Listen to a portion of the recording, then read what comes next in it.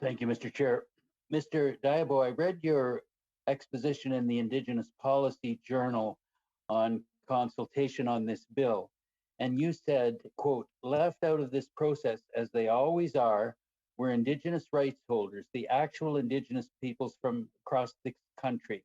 They were not consulted or even shown a draft before the bill was tabled.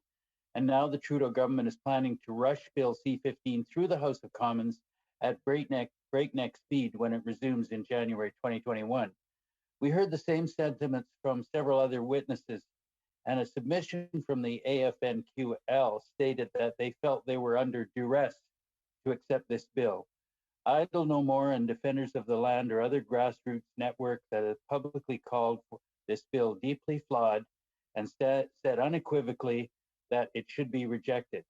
But we've been told this bill is better than no bill, that we should not use our powers to amend bills to address concerns raised, because we should trust that everything, as Senator Laboucan Benson has just said, everything will be taken care of in the action plan process.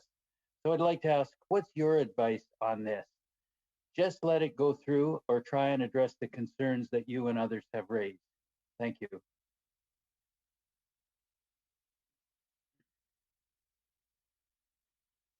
I'm sorry, Mr. Diabo, you're on mute. Sorry about that.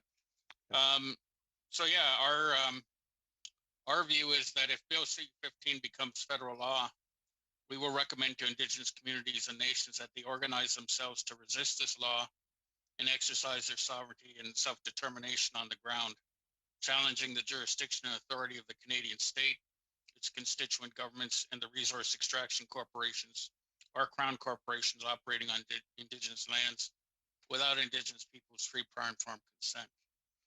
Now, as to your question, you heard from the previous witness on the panel saying that technically this bill is not required because UNDRIP already applies to Canada as international standards.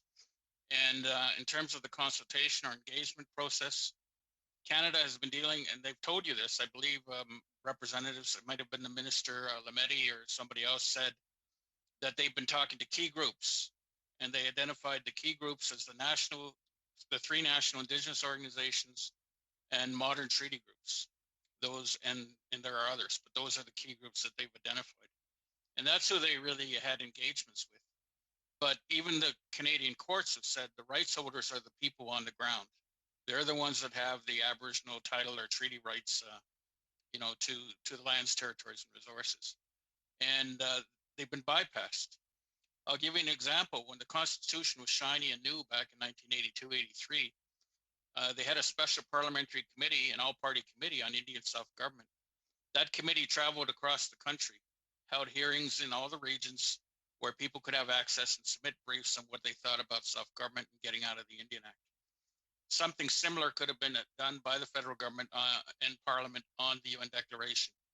I think they need to, withdraw this bill and go back and, talk to the people on the ground.